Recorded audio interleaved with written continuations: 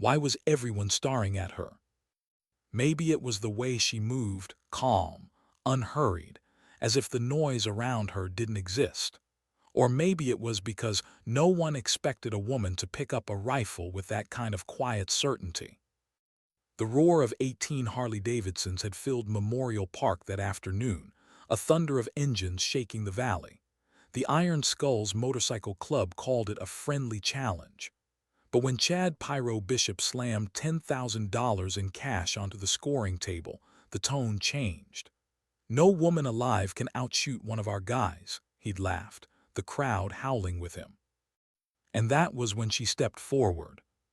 Casey Donovan, denim jacket, sun-faded jeans, eyes the color of a storm. The kind of stillness that made loud men uncomfortable.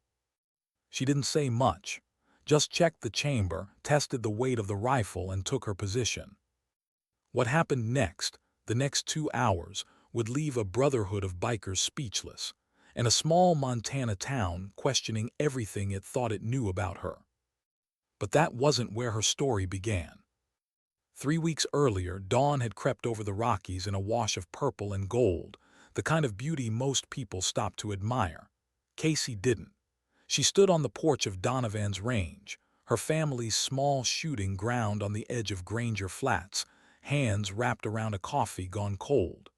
Her gaze fixed somewhere beyond the mountains, on things only she could see. At 36, she carried a silence that came from knowing too much, the kind that follows you home from war. The range stretched 15 acres, cracked wooden tables, rusted target frames, and a sign that leaned left from the last windstorm. Her father had built it in the 80s, back when Montana was full of hunters, back when people still thought small businesses could last forever. Now it was just her and Dylan. The screen door creaked. Dylan shuffled out, 15 and still growing into his limbs, a kid who had learned too early that life didn't care about fairness. His parents had died 8 months earlier on a frozen stretch of Highway 47. Since then, he'd lived here, with the aunt who barely slept and carried ghosts he didn't understand. "You didn't sleep again," he said. Not a question, just quiet knowing. Casey took a sip of her cold coffee. The nightmares had been getting worse. Helmand Province, Afghanistan. The dust, the sound, the smell, it never left. 8 years since discharge, and her body still reacted to thunder like incoming fire. A truck backfiring still made her scan for cover. "Got some rest," she said finally, a lie so small it barely counted. "You've got that history test today." Dylan nodded. He didn't push. He never did. They built their relationship around silence, one that didn't need apologies, just presence. He mentioned Eleanor Shaw, the 70-year-old sharpshooter who'd been teaching him to breathe, aim, and focus for an upcoming youth competition. At that, Casey's lips almost softened into a smile. Eleanor had been her mentor too, back before war and loss made everything complicated. "She's tougher than most drill sergeants I knew," Casey said, eyes still on the mountains. "Listen to her. That woman's forgotten more about shooting than most people will ever learn." When Dylan left for school, the sound of his truck faded down the gravel road, leaving only the echo of wind through dry grass. Casey started her morning rounds. 6 lanes. Targets at 25, 50, 100, 300 yards. Further out, the long-range berm where her father used to train her to read wind with nothing but dust and instinct. Each post she touched carried memory. Each crack in the boards, a history. She was tightening the 200-yard stand when she heard tires crunch on gravel. A familiar sound, her Uncle Raymond's pickup. The old man climbed out slowly, stiff from years and miles. Vietnam had left him with a limp and lungs that rasped like gravel in a tin can. He carried a paper bag that smelled like Maggie's diner, her favorite apple fritters. "Brought you some fuel," he said, "and real coffee, none of that sludge you drink." Casey smiled faintly. Raymond had become the closest thing to her father after the heart attack 3 years ago. He'd stepped in when no one asked, helping her take over the range, handle Dylan's guardianship, pay off back taxes. Business any better? He asked as they sat on the porch. She bit into the fritter before answering. The truth would worry him. The truth was that the range was dying like everything else in Granger Flats. Hunters were getting older, kids preferred screens, and rich out-of-towners were buying up the land. Had 3 bookings yesterday, she said, technically true, but 3 in a week didn't keep the lights on. Raymond studied her with the calm patience of someone who could read lies even when they came with a smile. You know, if you need help, I've got money sitting in the bank doing nothing. Casey shook her head. Pride was expensive, but it was all she had left. Let me get through this month, she said. He didn't argue, just nodded like a man who'd already decided to help whether she wanted it or not. After he left, she went back to work.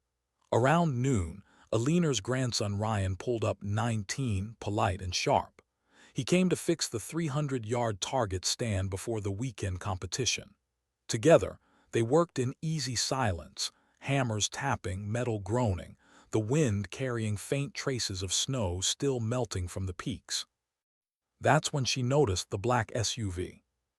It glided up the drive, too clean, too expensive for a town like this. 2 men stepped out, their polished shoes sinking into Montana dust.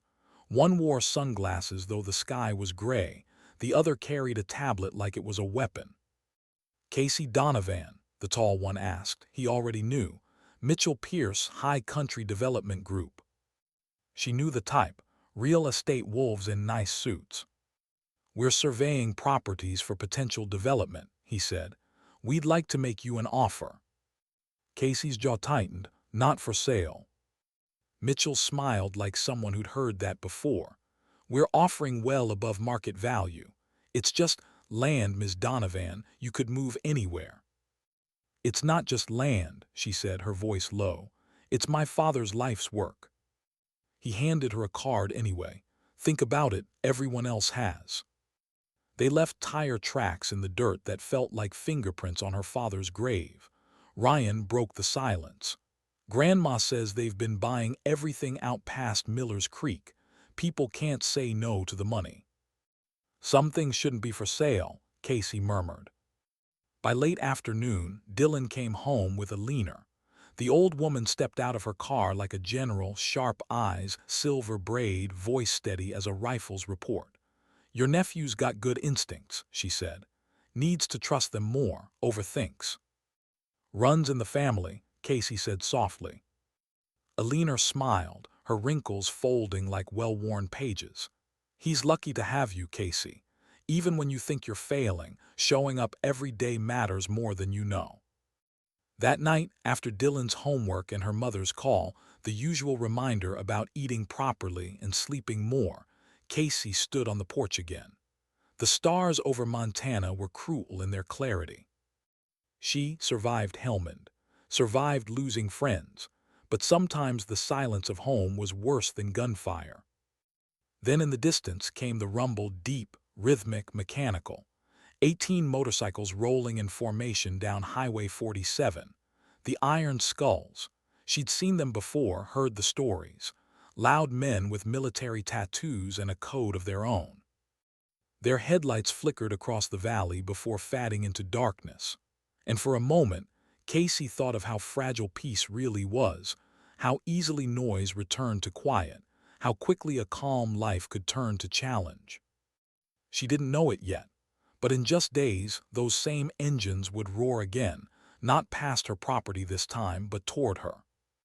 Toward a bet. Toward $10,000. Toward a moment that would force her to remember who she really was. Because some wars don't end overseas. Some follow you home and wait for you at the shooting range. Why did she even go inside that day? Maybe because her mother had texted about picking up a donation for the youth competition. Maybe because the silence of the range had grown too heavy to breathe. Or maybe because fate was tired of waiting for her. Simmons Tavern sat on the corner of Main and Ash, the kind of place where decades lived in the walls. Old feed store turned bar, brick chipped, neon flickering. A single jukebox hummed in the corner, trapped somewhere between country and classic rock. When Casey pushed the door open, the smell of fried food and cheap beer rolled out like a memory. She'd been here before, rarely. Always the quiet one in the back booth, head down, eyes scanning exits without meaning to. But this time she wasn't alone. Parked outside were 18 motorcycles, black, chrome, loud even when silent. The Iron Skulls were in town again. And if the stories were true, trouble followed them like exhaust smoke. Inside, the noise hit first. Laughter, voices thick with beer and bravado. Linda Simmons worked the bar like she had for 30 years, quick hands, warm eyes, an instinct for when to smile and when to stay out of the way. She spotted Casey instantly. "Your mom called," she said, pulling an envelope from beneath the counter. "Alina dropped this off for the kids' competition, said to thank you for keeping the range open." Casey nodded, sliding the envelope into her jacket. "Appreciate it." "Stay for a drink?" Linda asked, lowering her voice. "Just maybe not too long. The Skulls came in early. They've been drinking since lunch." Casey offered a faint smile. "Thanks for the warning." She should have left right then. But sometimes walking away feels too much like surrender. The Iron Skulls filled the back corner, their vests a patchwork of scars, insignias, and memories. Most were older men, weathered and quiet, but one of them was Chad Pyro Bishop, all restless movement and noise. Younger than the rest, all sharp edges and energy that never seemed to settle. He was halfway through a bottle and holding court like a man convinced the world owed him its attention. Casey tried to ignore him, focused on paying Linda. But then his voice rose, slicing through the tavern's chatter. "I'm just saying," Pyro announced, his words slightly slurred but full of confidence. "People need to stay in their lane. Every damn place you go now, somebody's pretending they can do what they can't. Participation trophies for everyone. Effort equals competence. What a joke." A few men laughed, others looked away. Casey froze. Hawk Griffin, the club's vice president, leaned forward, voice low. "Ease up, brother. Nobody came here for a sermon." But Pyro wasn't listening. He was just warming up. "Take shooting, for example," he said, raising his beer for emphasis. "Used to mean something. Real skill, real grit. Now you got folks with fancy rifles thinking they're snipers 'cause they hit paper at 100 yards. Casey felt her jaw tighten. Not because he was wrong, but because she'd heard that tone before. A lifetime of it. The kind that said women don't belong here. She slid her hand toward the door, ready to leave. But Linda's eyes caught hers, a silent plea that said, "Don't let him get to you." And then Pyro kept going. "Hell, I saw a girl at the range last week with her boyfriend's rifle. Whole town acting like she was Annie Oakley. Nobody wants to tell her the truth, that she's got no business even holding the thing." The words hung there, ugly, heavy, meant to draw blood. Linda stopped wiping the counter. Every conversation in the tavern began to fade. From the back, a calm voice interrupted, not angry, just measured. "Some people earn their skills the hard way," said Doc Hoffman, the club's medic. "Might want to remember that before you start making speeches." Pyro turned, face flushed with the kind of heat that comes from too much pride and too little sense. "I'm talking about reality, Doc. I'm talking about how soft this world's gotten. How everyone thinks feelings matter more than facts." He took another drink, then sneered. "You show up with a girl and suddenly she thinks she's a sniper." That was it. The word sniper hit something deep, something raw. Casey felt it like a spark down her spine. She turned, quiet, controlled, the kind of calm that made even drunk men hesitate. Across the room, Tank Murray, the Iron Skulls president, looked up. Gray hair, steady eyes. A man who'd been around enough soldiers to recognize the shift in the air. "The Donovan girl's supposed to be pretty good, isn't she?" he said, not mocking, curious. "Runs the range east of town. Heard she served too." Linda hesitated, torn between loyalty and caution. Then her voice rose clear and proud. Casey's one of the best shooters in the state. Marine Corps, scout sniper, 2 tour. She's trained half this town how to shoot straight. The room went quiet. Pyro blinked. Marine Corps, he repeated, the disbelief thick. What, like admin or supply? I've met plenty of military women who claim combat experience but never left the office. Something inside Casey snapped, not loud, not violent, just final. She turned fully toward him. Scout sniper, she said. Helmand Province, qualified expert, distinguished rifle badge. Anything else you'd like to know about my office experience? Silence. Even the jukebox seemed to pause. Pyro's face shifted, embarrassment, anger, something in between. His friends looked down. Tank leaned back, studying her like a man reassessing everything he thought he knew. Scout sniper's serious business, he said finally. Less than 1% make it. Respect for your service, ma'am. It could have ended there, should have. But pride doesn't know when to stop drinking. Pyro stood. His chair scraped the floor loud enough to make everyone flinch. Qualifying's one thing, he said. Performing, another. I've been shooting 15 years, won more matches than I can count. You think you can outshoot me? Prove it. Casey didn't move, didn't blink, just stared at him, the way a hawk studies movement before deciding whether it's worth the dive. You want to back that up with something real? She asked. The challenge landed like a hammer. A few laughed nervously. Linda muttered a prayer under her breath. Tank rose halfway, ready to intervene. Pyro, sit down, you're drunk. We're not turning this into a circus. But Pyro was already past reason.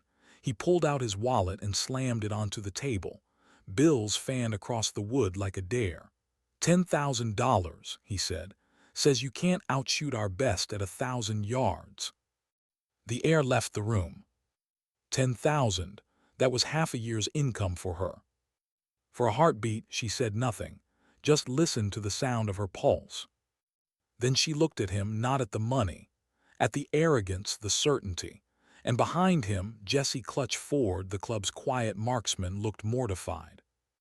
Pyro, Jesse said, leave me out of your bad decisions. But Pyro only laughed, slapping him on the shoulder. Come on, man. You've beaten trained snipers before. This'll be easy. Deputy Morales walked in then, uniform crisp, eyes sharp. Someone had called her, maybe Linda, maybe a concerned regular. She stopped just inside the door, hand near her radio. Everything all right here? No one answered. Then Casey's voice, low and steady. Saturday, Memorial Park Range. 1,000 yards, 10 rounds each. You bring your 10,000, I'll bring mine. The tavern erupted, voices, whistles, disbelief. Tank rubbed his forehead, muttering, this is madness. But the words were already out there, too heavy to take back.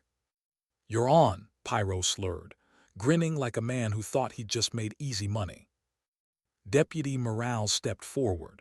If you're putting up that kind of cash, it's gonna be official. I'll notify the county judge and Colonel Martinez, both veterans, both qualified to oversee it. You do this by the book, or not at all. Casey nodded, fair enough. Tank looked at her, not with hostility but warning. Jesse's good, he said quietly. Better than most. Hope you know what you're getting into. Casey met his gaze. So do I. Outside, the night had turned sharp. The rumble of engines filled the air again as the skulls rolled out, a thunder fading into the distance. Linda locked the door behind them, exhaling. Casey, what the hell did you just do? Casey looked down at the counter, at the empty space where Pyro's money had been. Something I probably shouldn't have, she said softly, but something I needed to. When she got home, the mountains were dark silhouettes against the stars.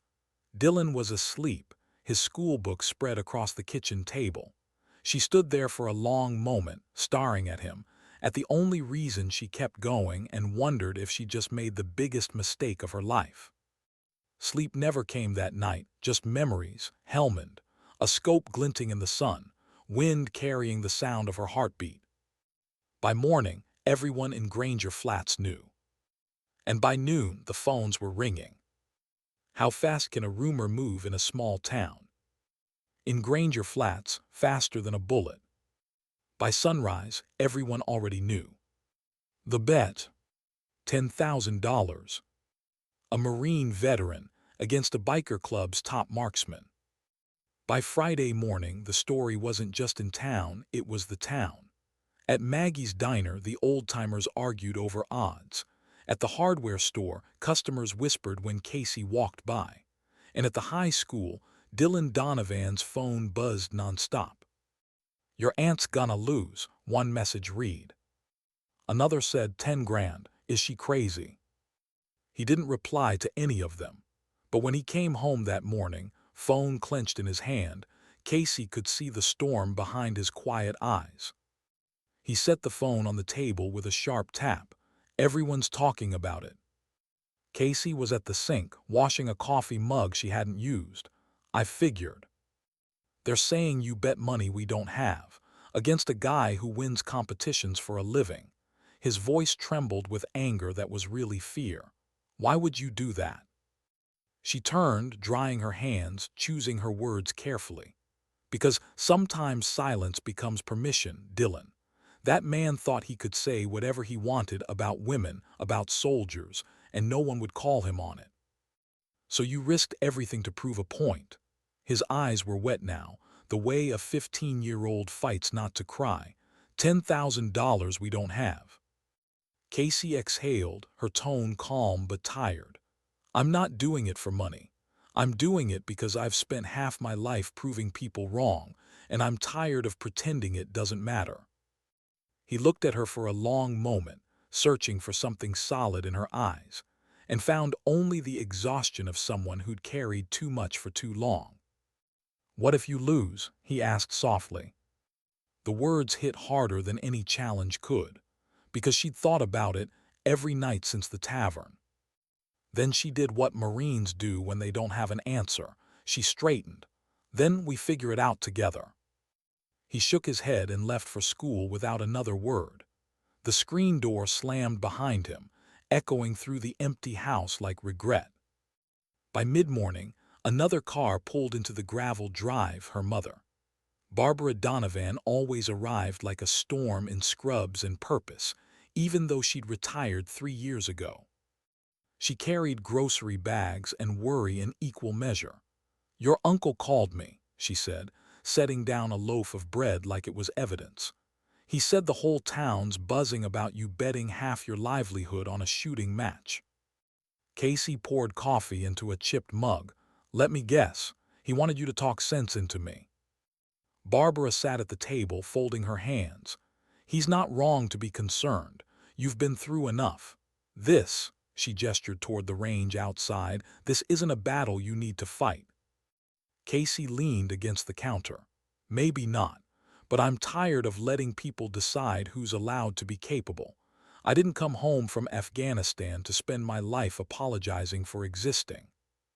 Her mother studied her carefully, the way nurses do when words are just symptoms of deeper pain. "Casey, is this really about a bet? Or is it about everything you haven't said out loud since you came home?" The question lingered like smoke. Casey looked away, eyes fixed on the horizon beyond the window. "Maybe both." Barbara softened. "Defending yourself matters, but so does knowing which fights heal and which reopen wounds." Casey smiled faintly, that small, brittle kind of smile that cracks before it reaches the eyes. "I don't expect to win a war. I just want to remind people that respect isn't a handout." Silence. Then Barbara reached across the table, taking her daughter's hand, steady, warm, stubborn like her own. "Then I guess I'd better help you practice," she said. Casey blinked. "Mom, when's the last time you fired at 1,000 yards?" Barbara asked, already slipping into planning mode. "Not teaching others, shooting yourself." Casey hesitated. "Not since before I left the Corps." "Then call Alina," Barbara said, matter of fact. "You know she'll have the right rifle and the right words, and I'll handle the rest: food, fuel, gossip control." "Gossip control," Her mother smirked. You underestimate how much sway an old nurse with a church committee can have. For the first time in days, Casey laughed. It felt strange. It felt human. She called Alina that afternoon. The old woman answered on the second ring. About time you called, Alina said. I was wondering if pride would keep you from asking for help. Casey smiled despite herself. You heard. Whole town has. $10,000 says you've got more guts than sense. Fair assessment. Bring yourself over this afternoon, Alina said. I've got rifles more accurate than the one you've been teaching with. Ryan'll set up targets. But understand this, at 1,000 yards, it's not the rifle that wins. It's the mind behind it. Casey's tone grew quiet. That's what I'm afraid of. Good, Alina said.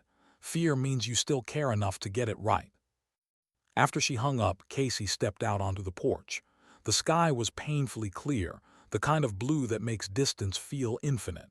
She could almost smell Afghanistan again. Dust, oil, heat. She hated that memory still came in scents. A knock came at the door before she could drift too far. Father Sullivan.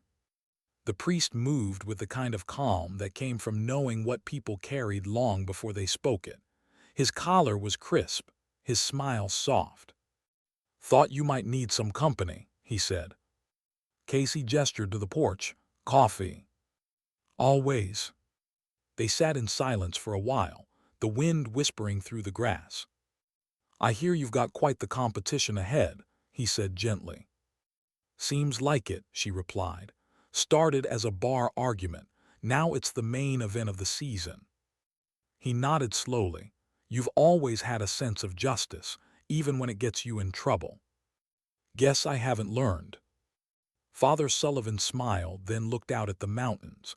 Courage and wisdom don't always live in the same house, he said. Sometimes we need to act before we're sure why. Sometimes that's faith. Sometimes it's pain.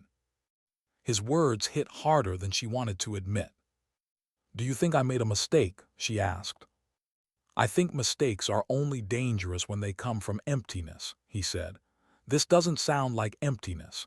It sounds like conviction and maybe a little unfinished healing. Both can coexist. She stared at her hands, calloused from years of maintenance and memory. I just don't want to lose. Not the money, not the pride, not again. He nodded. Then shoot like it's not about winning. Shoot like it's about remembering who you are when you're steady. The priest left her with that. And when his car disappeared down the dirt road, the silence that returned didn't feel quite as heavy. Alina's property was 20 acres of open Montana, rolling hills, tree lines, and a 1,000-yard stretch carved perfectly between ridges. Ryan was already there, setting steel targets while his grandmother unpacked a rifle case that looked like it belonged in a museum. This is your tool, Alina said, opening the case. Casey's breath caught. It was beautiful, a custom-built Remington 700 Action Macmillan stock, Night Force optic, the kind of precision weapon she hadn't touched in years. 300 Winchester Magnum, Alina said. Flatter trajectory. Handles whine like a dream. It's not forgiving, but neither is life. Casey lifted it carefully. It felt solid, balanced, like truth. I can't accept this, she said softly. It's worth more than my truck. Alina waved a hand. Rifles are meant to be fired, not worshipped. You need it more than I do. And besides, her eyes glinted. I'd like to see a few loudmouths learn something about underestimating women. They spent the afternoon training. The rhythm came back slowly, breathing, trigger discipline, wind calls. Alina's sharp voice corrected each detail. Relax your shoulder, you're muscling the rifle. Watch the mirage, that's your wind. Let the shot surprise you. At 500 yards, Casey hit center. At 800, she clipped the edge of the steel. At 1,000, her first shot missed high. She adjusted, breathed, fired again. A faint clang echoed across the valley. Alina smiled, still got it. But Casey shook her head.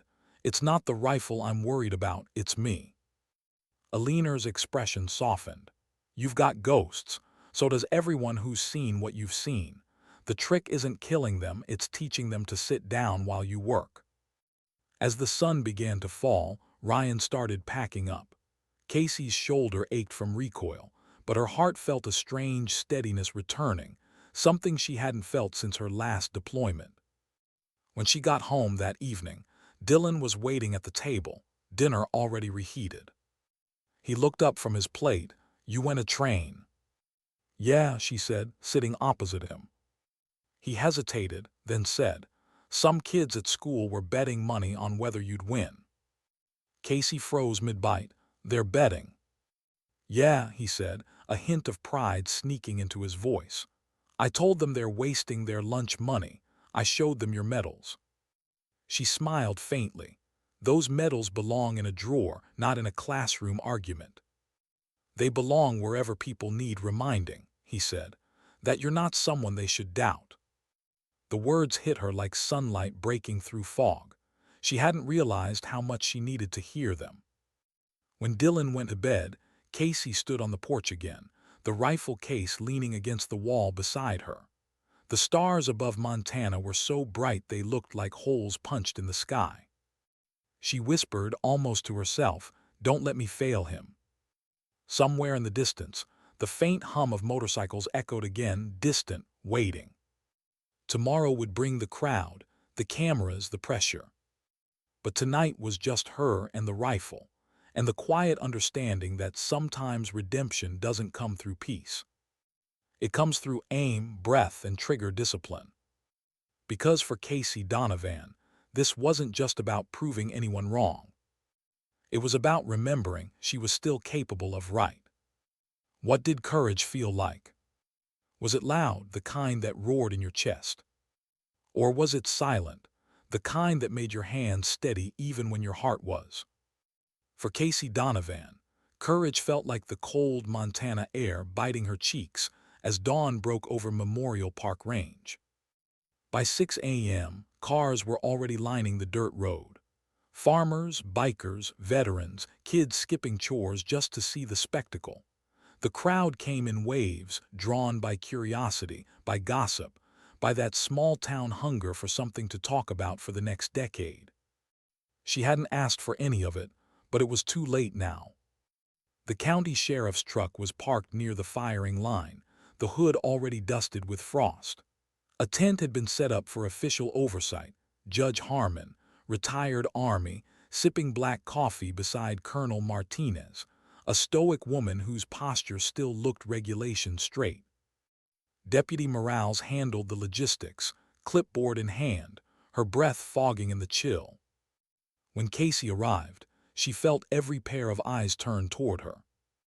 No uniform, no medals, just a flannel shirt, faded jeans, and the same calm expression that made loud men underestimate her.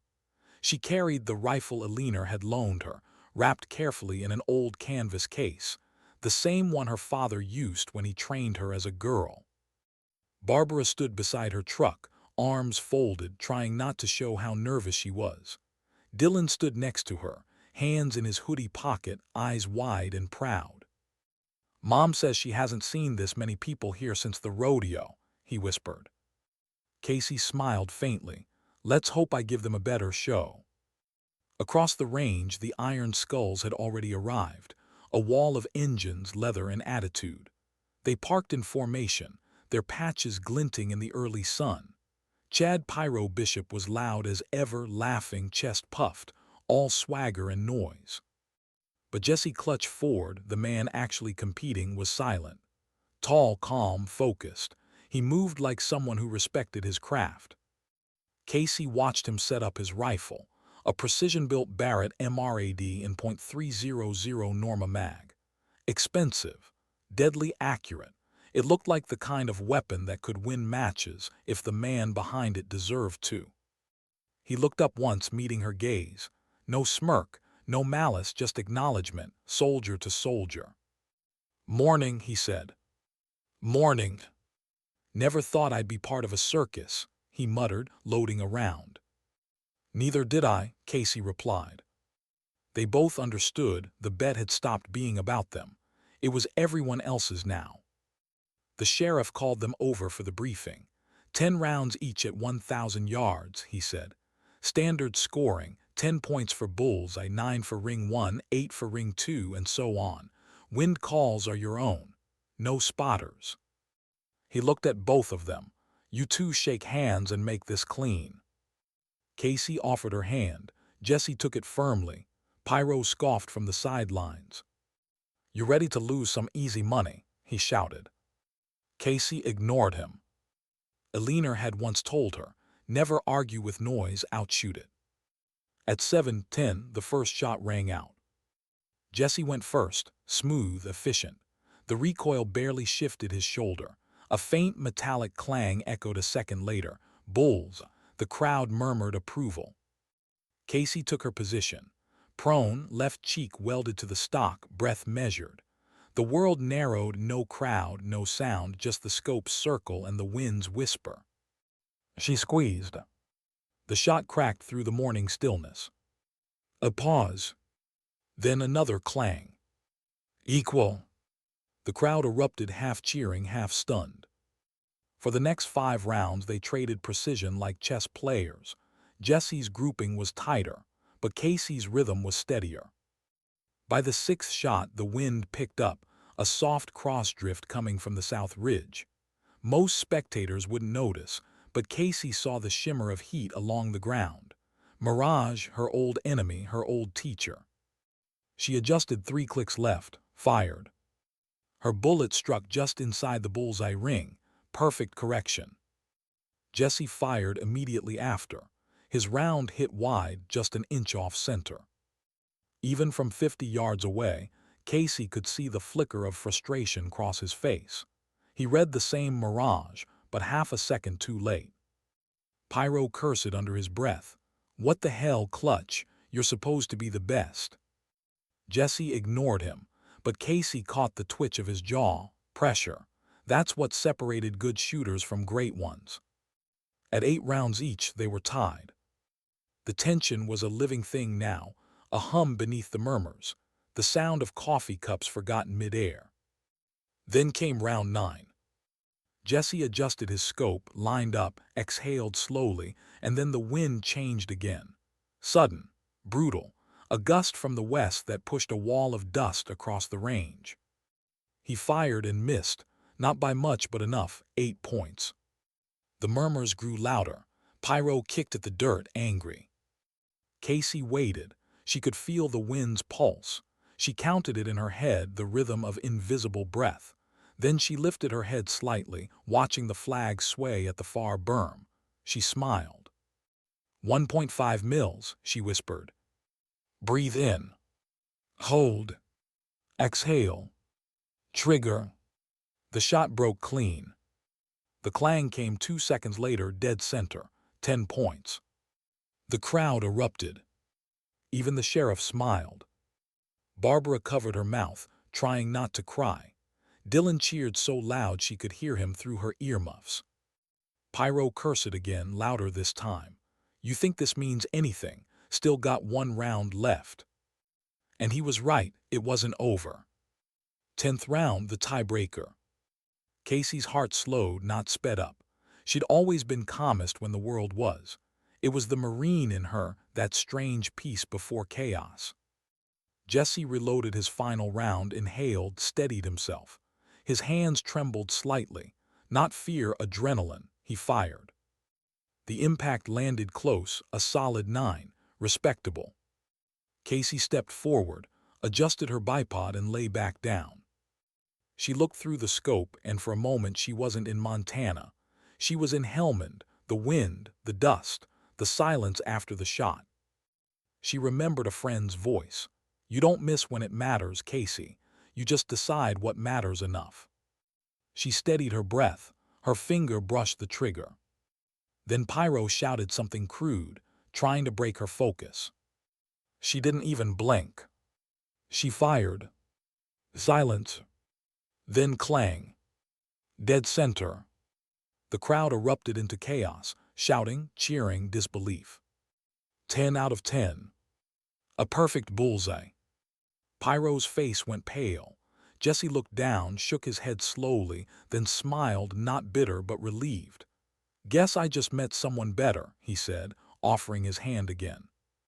Casey took it, firm, respectful. Tank, the club president, stepped forward. His gravel voice cut through the noise. "Rules are rules. 10,000 to the lady." Pyro looked ready to argue, but the stares around him were enough to keep him quiet. Tank turned to Casey. "That was one hell of a show, ma'am. Reminds me why we used to call the Corps the silent professionals." "Some lessons stick," she said softly. The sheriff approached, smiling. "Official scores posted, clean win. Congratulations, Marine." Casey nodded, her face calm, but her eyes carried something deeper. Not pride, not triumph, just relief. Alina walked up from the spectator line, her cane tapping against the dirt. "Well," she said, "I hope you realize you just became the town's new legend."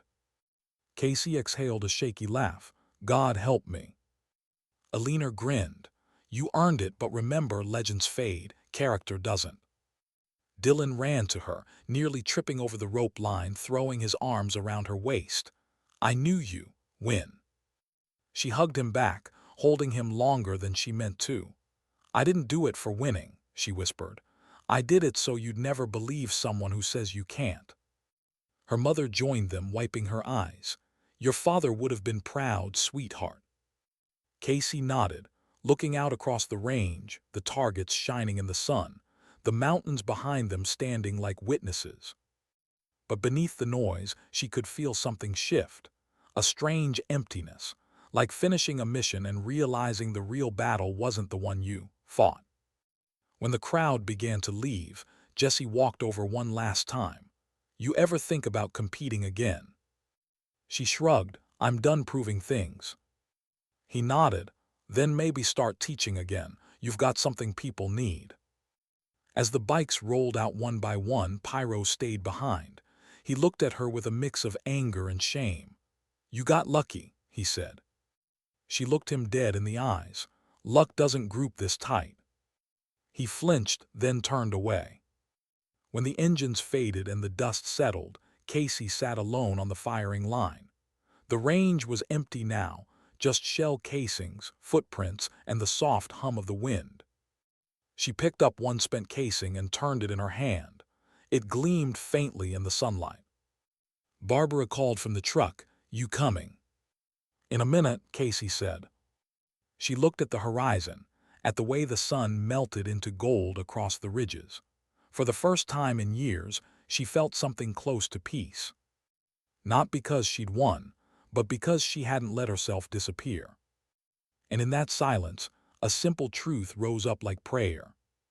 Sometimes dignity doesn't speak. It simply acts. Why didn't victory feel like it was supposed to? Why did silence echo louder than applause? By the next morning, the town that once whispered about Casey Donovan now couldn't stop talking about her. Maggie's diner had her name on every tongue, the Marine who outshot the bikers. Facebook pages were flooded with shaky cell phone footage. A video clip of her final shot had already hit 50,000 views by sunrise. Someone even tagged it, "The Calmest Woman in America." She hated that title. At first, she ignored the attention. She cleaned her rifle, checked the range, and tried to return to normal. But normal didn't exist anymore. Every customer who came to rent a lane wanted a photo. Veterans dropped by just to shake her hand. A man from a local news station called 3 times in one day asking for an interview. Dylan thought it was cool. "Aunt Casey, you're viral," he said, waving his phone. "Look, they're calling you the Montana Sniper." She froze at the word, sniper. The internet made it sound heroic, but she knew better. "Turn that off," she said softly. He frowned, but, "Please, Dylan." Her voice broke something in the air. He set the phone down, guilt softening his face. She forced a small smile. "I just don't like people making stories out of things they don't understand." Later that day, she stood outside looking at the hills beyond the range. The same wind that had carried her bullet now whispered through the grass. She should have felt proud, but instead she felt hollow. Winning didn't erase the things she'd lost. It didn't make the nightmare stop. It didn't make her father alive again. That night she dreamed of Helmand again, of dust storms and radio static and the metallic taste of fear. She woke up gasping, her hands trembling. Outside, the wind howled against the windows, and for a heartbeat, it sounded like rotor blades. She walked to the porch, breathing deep until the panic passed. Then she saw headlights on the road, a vehicle slowing near the driveway. A black SUV. Her chest tightened. When the door opened, it wasn't a stranger. It was Mitchell Pierce, the real estate developer who'd visited weeks before. The man with the smile too polished to trust. He stepped out holding a coffee in one hand, a folded newspaper in the other. "Quite a show yesterday," he said, voice easy. "You're all over the local news, impressive shot." "What do you want?" she asked. He laughed softly. "Straight to the point, I like that." He held up the paper. "Your range made headlines, Casey, which means it just became valuable. A viral story, military connection, female veteran, patriotic town. Do you know what that's worth to investors?" Her jaw tightened. "It's not for sale." "Everything's for sale," he said, stepping closer. "Especially now that you've got attention. We're offering double what we discussed before. Think about it, you could finally breathe. Get out of this town, start over." Casey's eyes darkened. "I don't want to start over, I just want to live in peace." He smiled thinly. "Peace doesn't pay property taxes." She didn't respond. He left his card again, tucked under the rail. When he drove off, his taillights vanished into the fog, but the unease stayed. Later, her mother arrived. Barbara had been listening to the news all morning, and she wasn't happy. "They're making a spectacle out of you," she said, setting her purse on the counter. "Reporters at the gas station. Some guy from Denver wants an interview. They're turning your name into a headline." "I didn't ask for any of this." Barbara sighed. "You think that matters? You live in the age of spectacle. Once people see a story, they want to own it." Casey looked at her coffee, the surface trembling slightly in her hands. "Maybe I should have lost." Her mother blinked. "Don't say that." "Winning just made me visible again," she said quietly. "I spent years trying to disappear. Now they want to drag me back into the spotlight like it's entertainment." Barbara softened, stepping closer. "You didn't win for them. You won for yourself, for your father, for Dylan, for every woman who's ever had to swallow her worth just to be left alone." Casey looked up, eyes wet but steady. "Then why does it still hurt?" Her mother hesitated, then whispered, "Because healing and victory aren't the same thing." The next day, a convoy of motorcycles rolled up the dirt road, not loud this time, not hostile, just present. The Iron Skulls. Casey stepped out to meet them, expecting confrontation. Instead, Tank dismounted first, pulling off his gloves. He held a sealed envelope. "10 grand," he said simply, "as promised, but we didn't come for that." Pyro stood in the back, silent, eyes downcast. Tank continued, word spreading fast. "Some folks think we're a bunch of sexist idiots. Truth is, most of us served too. We just forgot what respect looks like." He nodded toward Pyro. "You got something to say?" Pyro hesitated, then stepped forward. "I was out of line," he muttered. "Said things I shouldn't have. You didn't have to prove anything, but you did anyway. That's on me." Casey didn't say anything at first. She just studied him, the kind of look that strips away ego until only truth remains. Then she nodded once, apology accepted. Tank smiled faintly. "You ever need a favor, you call. You've got friends in the Skulls now, whether you like it or not." When they left, the sound of their engines faded softly into the hills. Not thunder this time, just echo. That night Casey sat on the porch with Alina. The old woman sipped whiskey like medicine, eyes half closed. So, Alina said, how does it feel to be a legend? Casey laughed quietly. Exhausting. Alina chuckled. It always is. People think glory heals the soul. It doesn't. It just makes the noise louder. Casey stared at the stars. You ever regret fighting your battles? Every damn one, Alina said. But regret doesn't mean wrong. It just means we paid attention. They sat in silence a while before Alina spoke again. You know, I heard something once, that peace doesn't come when the war ends. It comes when you stop needing the war to define you. The words hit home. Casey felt something inside her unclench, like a knot she'd carried since Helmand finally loosening. The next morning she drove into town. She parked by Maggie's diner, went inside and found the reporter waiting at a booth. He was young, polite, eager. Ms. Donovan, he said, your story's inspiring people all over the state. Mind if I ask a few questions? She studied him for a moment, then nodded. As long as you get it right. Of course, first question, what made you take the bet? She paused, choosing words carefully. Because silence is a form of surrender, and I've surrendered enough in my life.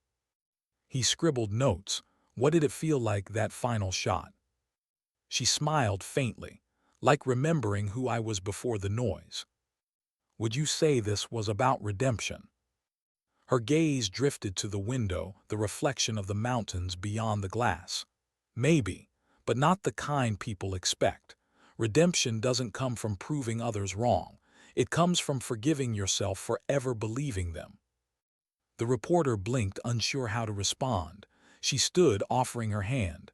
Good luck with your story. As she left the diner, people waved from the sidewalk. Some cheered, some just smiled. But all of them looked at her differently now, not as a curiosity, but as a reminder of something simple and old-fashioned, quiet strength. She stopped at the edge of the park where she'd made the shot. The steel targets still stood out on the hill, faint glimmers of light catching on their faces. The range was quiet, wind steady, the smell of cut grass and gunpowder still faint in the air. She knelt, pressing her hand into the soil. For a moment she felt her father there, the ghost of his voice, the weight of his hand steadying hers. You did good, kid, the memory whispered. She smiled softly, eyes wet but peaceful. Thanks, Dad. When she stood again, Dylan was jogging up the path. Alina said you're teaching classes again, he said. You really gonna do it? Yeah, she said. Thinking about starting a weekend program for veterans. Teach them how to shoot, sure, but mostly how to breathe again. Dylan grinned. That sounds awesome. She looked at him, the same spark in his eyes she used to have at his age. You'll help me run it. Of course, he said. You'll need someone to handle the tick-tock. She groaned, God help me. They both laughed. The sound carried across the range like sunlight through morning fog. As the day faded into gold, Casey stood there, rifle slung across her shoulder, watching the horizon. The town would move on eventually. The gossip would fade. The noise would quiet. But something deeper would stay, a whisper in the wind, a story people would tell their kids. About the day a woman stood her ground. Not out of pride, but out of principle. Because sometimes, the most powerful shot isn't the one that hits steel. It's the one that hits silence. Why do the hardest battles begin after the war is over? Why do they start when everyone thinks you've already won? A month had passed since the match, long enough for gossip to fade, but not long enough for silence to stop feeling heavy. Granger Flats had gone back to normal, mostly. Casey's name still came up now and then on veteran boards at church suppers, or when someone mentioned the bet that made local history. But she stayed quiet. She didn't chase interviews or endorsements. She didn't want to be a symbol. She just wanted to build something that lasted. By mid-October, the first flyers went up around town.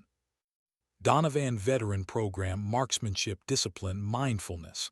Saturdays at 900, open to all veterans. It wasn't about teaching shooting. It was about teaching steadiness, breathing, focus. Something she'd learned the hard way, that control wasn't about the weapon in your hand, it was about the storm inside your chest. The first morning, she didn't expect anyone to show up, but when she walked onto the range, 7 people stood waiting. 3 men, 4 women, different ages, different wars. Iraq, Afghanistan, Somalia, some with visible scars, some with the kind you couldn't see. They stood in silence, like strangers who already knew each other's ghosts. Casey set down her range bag and nodded once.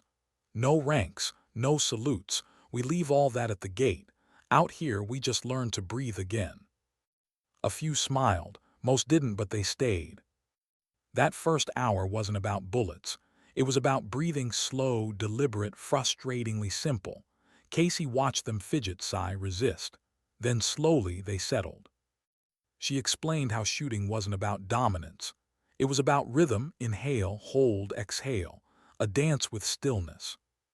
When the first round finally cracked the air, everyone flinched a little, except Casey. Her calm was contagious. By noon, laughter had replaced stiffness. They talked about deployments, about things they hadn't told anyone in years. A Navy corpsman named Elise told a story about her first firefight. A quiet man named Aaron spoke about losing his brother, same unit, same day. Casey didn't interrupt, she just listened. Because sometimes healing didn't come from talking, it came from being heard. When the last shooter packed up, Aaron lingered. "You really think this helps?" he asked. Casey looked out at the targets, sunlight shimmering on metal. "I don't know if it heals everything," she said softly, "but it gives us something to aim at again." He nodded slowly. "That's enough." By the third week, more veterans arrived. Word had spread.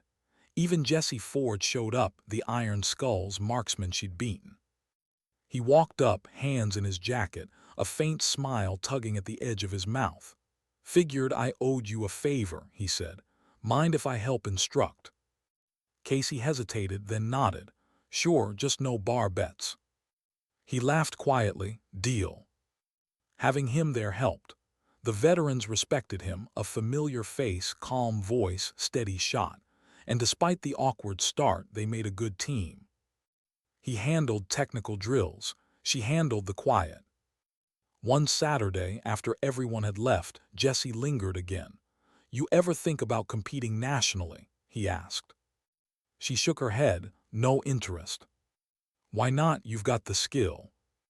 She looked at the horizon, golden light spilling over the hills. "Because competition, about being better than someone else. I'm trying to be better than who I was." He nodded slowly. "Fair." They stood in silence for a while, the wind curling around them like breath. "Pyro been sober a month," Jesse said finally. "That match changed him, said you embarrassed him into getting his life together." Casey smiled faintly. "That's one word for it. He asked me to tell you thanks, too proud to come himself." She nodded. "Tell him I said he doesn't owe me anything. We both got lucky that day." When Jesse left, the sun had dipped below the ridge, and the valley glowed soft and orange. She stood there long after he drove off, listening to the quiet, that delicate kind of peace that still carried weight. That night she dreamed again. But this time, Helmand wasn't a battlefield. It was quiet. She was there on a rooftop with her old team. No gunfire, no chaos, just the sound of wind across sand. Her spotter, Reeves, sat beside her, smirking like he always did. "You ever think we'd make it home?" he asked. She smiled in the dream. "No, but we did." He looked at her. "Then stop acting like you didn't." She woke up crying, not from pain, but from relief. The next morning, Dylan found her sitting on the porch, coffee in hand, eyes red. "You okay?" he asked. She nodded. "Yeah, first good dream I've had in years." He sat beside her, both of them wrapped in blankets as the early frost crept across the yard. "Eleanor called," he said. "Said the range got nominated for a Veteran Outreach Award." Casey smiled faintly. You told her to do that, didn't you? Maybe, he said, grinning. You deserve it. She shook her head. Deserve, a dangerous word. Why? Because it makes people forget that peace has to be worked for, not gifted. He didn't fully understand, but he nodded anyway, because love doesn't always need translation. Around noon, Barbara arrived, arms full of folders and paperwork. You're officially running a nonprofit now, she said, proud and exasperated at once. Congratulations, Director Donovan. Casey groaned. You're kidding. I never kid about forms, her mother said, dropping the stack on the table. You've got sponsors, donations, even volunteers. People want to help. Let them. Mom, I don't want this to turn into some big thing. Barbara smiled. Sometimes the thing that saves you ends up saving others too. Don't fight it. Later that afternoon, as Casey filed paperwork and sipped cold coffee, a car she didn't recognize pulled up, an old, tan Ford. The man who stepped out moved stiffly, wearing a prosthetic leg and a faded army cap. Can I help you? Casey asked. He smiled, soft but nervous. Name, Sam Riker. Served with your father in Kuwait. He used to talk about you. Said you had the same eyes when you aimed. Her throat tightened. You knew my dad. He nodded. He was my spotter. Saved my life once. When I heard about what you're doing here, I figured it was time to pay it forward. He handed her an old photograph. Two young soldiers in desert camo, arms around each other, sunburned and grinning. She traced her father's face with her thumb. He never told me much about that deployment. Didn't have to, Sam said. You're living the part he couldn't finish. She blinked back tears. You shooting today? He smiled. Haven't fired in 20 years, but I'd like to remember how. She led him to lane 3, the same one she'd used for her first practice as a kid. He settled behind the rifle awkwardly at first, then steadier. When the shot cracked through the air, his eyes glistened. Still got it, she said softly. He exhaled. Feels like coming home. When he left, he gave her the photograph. Keep it, he said. Looks like it belongs here now. That night she pinned it inside the training shed, right beside the words stenciled above the door. Honor in silence. As autumn deepened, so did the program. Veterans came not just to shoot, but to talk. Some brought spouses. Others brought their kids. The range became more than a range. It became a kind of sanctuary. And for the first time in years, Casey found herself laughing easily. Sleeping deeper. Living lighter. Until one gray morning, when a leaner didn't show up. She was never late. Casey called her phone, no answer. Then she called Ryan. The trembling in his voice told her everything before the words did. Grandma had a stroke, he said. She's in the hospital, they don't know how bad yet. Casey's stomach dropped.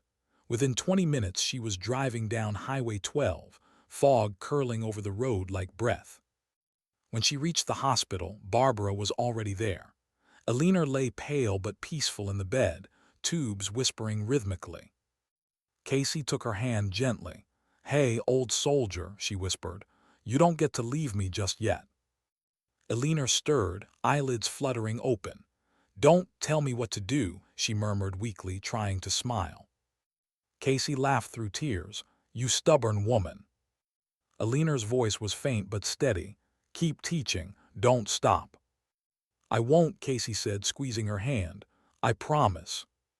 Alina nodded once. Then I can rest.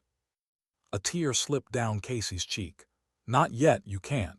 I still need you yelling at my trigger control. Alina smiled faintly. You'll do fine. She closed her eyes again, drifting back into sleep.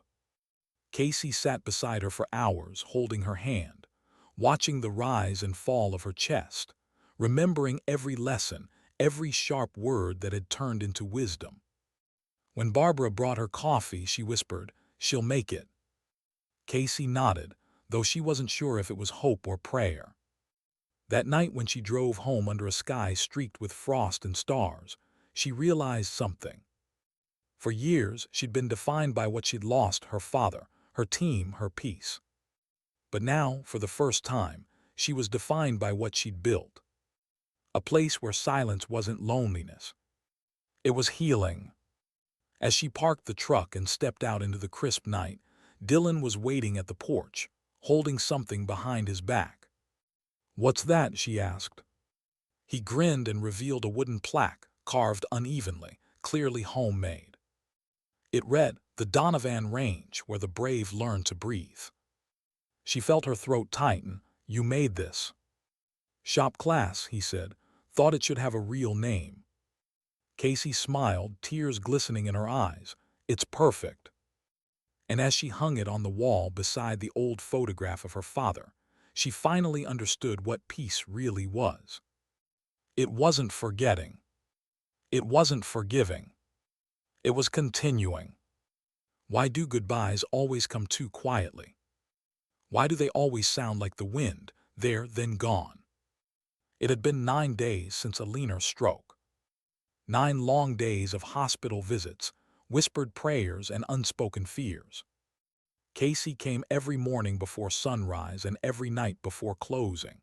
She'd sit by Alina's bed, sometimes reading aloud from The Old Man and the Sea, sometimes just sitting in silence, the kind of silence only soldiers shared. But on the 10th morning, the chair was empty when she arrived. So was the bed. Nurse Hathaway didn't have to say the words. The look in her eyes said everything. "She went in her sleep," the nurse whispered, "peacefully just after dawn." Casey's breath caught a quiet sound, almost invisible, like glass cracking. She nodded, unable to speak, and walked slowly down the hall. Outside, the sky was pale gold, the same color it had been the first day Alina had taught her to shoot. The world kept moving, birds kept singing. And that somehow was the cruelest part. The funeral was small. Veterans, friends, a few locals. No music, no speeches, just wind through pine trees and the faint echo of rifle salutes. Ryan stood by Casey's side, trying to stay composed, his hands shaking. When it was over, people drifted away in soft murmurs of sympathy. But Casey stayed. She couldn't leave yet. She knelt beside the grave, her voice barely a whisper. "You said you'd yell at my trigger control for another 10 years. The silence that answered felt almost like a smile. She set Alina's favorite shooting glove beside the headstone. "You saved me, you know, more than once." Then after a long pause she added, "I'll keep teaching, I promise." As she stood, she noticed someone at the edge of the trees, Jesse. He nodded respectfully, then stepped forward. "She meant a lot to you," he said. "She was the kind of person you didn't realize you needed until she was gone." He looked at the grave, then at Casey. "You gonna keep the program going?" She nodded. That's what she wanted. Jesse hesitated, then said, "The Skulls are planning a fundraiser next month for vets with PTSD. We were wondering if you'd host it here." Casey blinked, surprised. "Here?" "Yeah, you've got the space, the credibility," and he smiled faintly. "You've got the respect, even Pyro's on board. He's 6 weeks sober now." Casey stared at him, then nodded slowly. "All right, we'll make it happen." The first real smile in days crossed Jesse's face. "You're doing good things here, Donovan." When he left, Casey stood a long time by the grave, the promise she'd made echoing quietly in her chest. By the time she got home, Dylan was in the workshop carving another plaque, this one smaller. It read, "In memory of Alina Shaw." Her aim was steady, her heart was strong. Casey ran her fingers over the words, her throat tightening. She'd have loved this. Dylan smiled. "She yelled at me for sanding wrong the first time I met her." Casey laughed softly. "Sounds like her." That night she dreamed again. But this time it was Helmand. It wasn't the range. It was Alina standing under a vast Montana sky, her hair silver and wild in the wind. She smiled. "Don't you dare waste what I taught you." Casey reached out, but the dream faded before she could answer. The next morning she woke before dawn. The house was still, Dylan asleep, coffee brewing. She stepped outside with her mug and watched the first light spill over the mountains. For the first time, grief didn't feel like drowning. It felt like tide, painful but moving. She knew what she had to do. By 9 a.m., she was at the range, hammer in hand, building new benches beside Lane 4. The sound of wood and metal was grounding. Something about physical work kept the memories from consuming her. Later that day, volunteers began to arrive. Veterans, townspeople, even high school kids. They painted, cleaned, repaired. Barbara organized lunch. Jesse coordinated logistics with the sheriff's office. Tank and two of his bikers unloaded targets from the back of a truck, a strange but welcome sight. Pyro was there too, quieter than anyone had ever seen him. He worked without talking, his eyes focused, his movements careful, as if rebuilding the range might rebuild something in him too. At one point, he walked up to Casey, holding a new metal gong target. "Figured you could use one more at 1,000 yards, he said. She nodded, "Thank you." He looked down. "Alina once told me I was too loud to listen. She was right, I'm trying to fix that." Casey met his eyes. "Then start by forgiving yourself. That's the hardest part." He gave a small nod, trying. By sunset, the range looked different, not new but renewed, stronger somehow. Barbara stood beside her, surveying the place with a proud sigh. "You realize what you've built, right?" "It's just a range," Casey said quietly. Barbara smiled. "No, it's a refuge." When the day of the fundraiser came, the valley was alive again, laughter, music, the low hum of conversation. Tables lined the field, banners reading, veterans helping veterans. Local businesses donated food. The sheriff's department provided security. The Iron Skulls handled parking. And in the middle of it all, Casey stood with her coffee, watching veterans who hadn't smiled in years start to laugh again. Jessie stood beside her, arms crossed, proud. Not bad for a woman who said she didn't want attention. She smirked, "Still don't. You're getting it anyway." A small stage had been set up near the range entrance. When Judge Harmon stepped up to the mic, the crowd hushed. He spoke briefly about service, sacrifice, and the quiet strength of those who carry their scars unseen. Then he gestured toward Casey. "This program began as one woman's act of defiance," he said, "but it's become something much greater, a living reminder that courage doesn't retire when the uniform does." Applause rolled through the valley. Casey's cheeks flushed. She wasn't made for speeches, but when Harmon motioned her forward, she couldn't refuse. She stepped up to the mic, looked at the crowd, veterans, families, bikers, farmers, friends, and took a slow breath. "I'm not good with words," she began, "but I've learned that silence says plenty when it's earned. I started this program because I was tired of letting fear decide who I was. I thought if I could just outshoot my past, I'd finally be free of it. But I learned something else instead. You don't escape your ghosts by outrunning them. You face them until they stop chasing you." She paused, her voice low, raw. "Alina Shaw taught me that steadiness isn't about strength, it's about trust. Trust in yourself. Trust in the people who refuse to let you fall apart. Every person standing here today is proof that resilience doesn't mean unbroken. It means showing up anyway." Her voice faltered slightly, emotion slipping through. "We don't need more heroes. We need more people who remember what humanity sounds like." When she finished, the applause wasn't loud, it was long. The kind that lingers, the kind that feels like understanding. Afterward, as people mingled, a young woman approached, early 20s, nervous, clutching a folded newspaper. "Ma'am," she said softly, "I saw your story online. My dad served in Iraq. He hasn't spoken much since. I was wondering if I could bring him here next week." Casey smiled gently. "You don't have to ask, just bring him." The woman's eyes filled with tears. "Thank you." Later, as the sun dropped low and the crowd thinned, Casey walked to the far end of the range, the 1,000-yard target. It still bore faint marks from her fateful match. She ran her fingers across the steel. The clang of that shot still echoed in her memory, not as triumph, but as turning point. Jesse walked up quietly behind her. "You thinking about her?" "Always." He nodded. "She'd be proud." Casey looked toward the mountains, the horizon burning with the last light of day. She already was. They stood there as the world went quiet again. And in that golden stillness, Casey finally understood what a leaner had meant. Peace didn't come when the noise stopped. It came when she stopped needing the noise to remind her she was alive. When Jesse left, she stayed behind, just her, the mountains and the ghosts that had finally learned how to rest. She picked up a single spent casing from the dirt, held it to the light, and smiled. Then she whispered the words she wished she'd said sooner: "Thank you." As she walked back toward the lights of the range, Dylan waved from the porch, calling her name. His voice carried across the wind, young, clear, unbroken.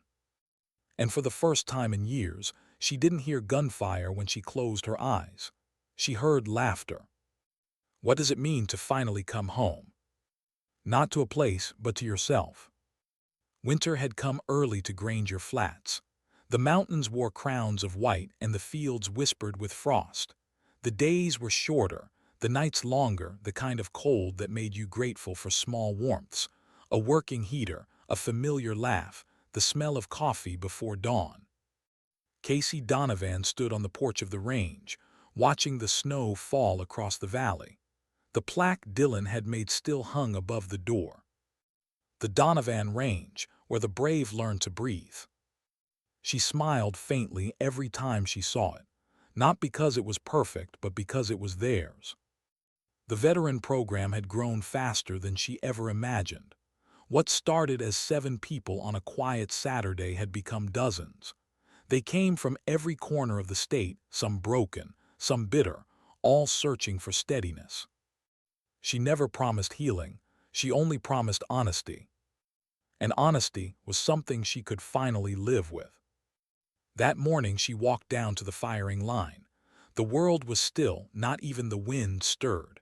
Steam rose from her coffee, blending with the fog. She set down her mug and ran her fingers across the worn bench, remembering her father's voice, Eliner's lessons, the sound of laughter from veterans who once thought they'd forgotten how. Behind her, footsteps crunched through snow. Dylan, taller now, older somehow. He handed her a stack of mail. "You got something from Washington." She frowned, taking the envelope. "Washington. Department of Veterans Affairs," he said, grinning. "Looks official." Inside was a letter embossed, signed formal. She skimmed it once, then again, not believing it at first. "For outstanding contribution to the rehabilitation and reintegration of United States veterans," she read quietly. "They're awarding me the Silver Star of Service." Dylan's face lit up. "You're getting a medal, that's huge." Casey smiled softly. "Funny thing about medals, they never mean as much as the people who stand beside you." Still, she felt something warm beneath her ribs, not pride exactly, but gratitude. Maybe for being seen in a way that didn't feel like a spotlight. "Are you gonna go?" Dylan asked. She thought for a moment, looking at the mountains. "No, I think I'll let them mail it." He raised an eyebrow, seriously. She nodded. "I've already got my ceremony. It happens here every Saturday at 900. He smiled, shaking his head. "You really are allergic to attention." "Only the wrong kind," she said, smirking. Later that afternoon, Jesse arrived with supplies. He'd become part of the place now, unofficially co-instructor, officially family. They walked the lanes together, checking targets, clearing snow. "Pyro leading our next ride," Jesse said, grinning. "Sober 6 months next week." Casey looked up surprised. "That's something." "Yeah, says he's planning to stop by, drop off a donation for the program." Casey raised a brow. "From him?" Jesse chuckled. Apparently, enlightenment looks good on him. The quiet between them wasn't awkward anymore. It was comfortable, the kind shared by people who'd learned how to sit with the things they couldn't fix. When they finished, Jesse lingered. "You know, I've been thinking," he said, "about expanding the program, taking it on the road. Different states, more veterans, you could reach hundreds." Casey exhaled, watching her breath disappear into the cold air. "That's tempting." "But," she smiled, "I built this place because I needed stillness. I'm not ready to chase noise again, even for a good reason." Jesse nodded. "Fair enough. Some of us are meant to lead from the front, others hold the line." She looked at him, something unspoken passing between them, mutual respect, quiet connection, maybe something softer. He grinned. "Besides, you're terrible with airports." She laughed. "You're not wrong." By sunset, the sky turned copper and violet. Jesse drove off, headlights cutting through mist. Dylan had gone to town. Barbara was at choir rehearsal. For the first time all day, Casey was alone. She walked to lane 6, Alina's favorite. Snow dusted the targets, glittering under the fading light. She set her rifle down, lay prone, and looked through the scope. No wind, no sound, just her breath. For a moment, she wasn't aiming at anything. Just looking through the lens, through time, through the years she'd spent holding her breath in every way a person could. Then softly she whispered, "One last round." The crack echoed across the valley, sharp, clean, beautiful. The bullet struck steel, and the sound rang out like a bell in the cold air. It wasn't about hitting the mark. It was about knowing she still could. As the echo faded, she closed her eyes and let the silence hold her. That night she lit a fire in the old cabin beside the range, Alina's old whiskey glass beside her, half full. She opened a notebook, the one she'd started keeping months earlier, and began to write. Not about war, not about loss. About what came after. She wrote about Dylan, how he laughed again. About Pyro learning to listen.